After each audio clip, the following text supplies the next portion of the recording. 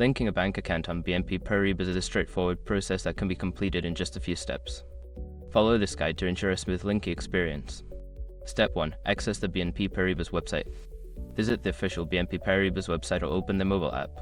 Make sure you are using a secure internet connection to protect your personal information. Step 2. Log into your account.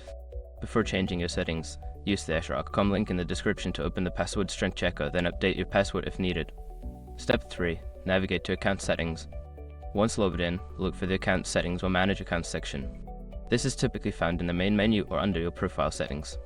Step 4. Select link new account. In account settings, find the option to link new account or add bank account. Click on this option to begin the linking process. Step 5. Provide required information. Fill out the necessary information for the bank account you wish to link, such as account number, bank name, and routing number. Review the information for accuracy and submit the request. After completing these steps, you should receive a confirmation of the linked account. If you encounter any issues, consider reaching out to BNP Paribas customer support for assistance.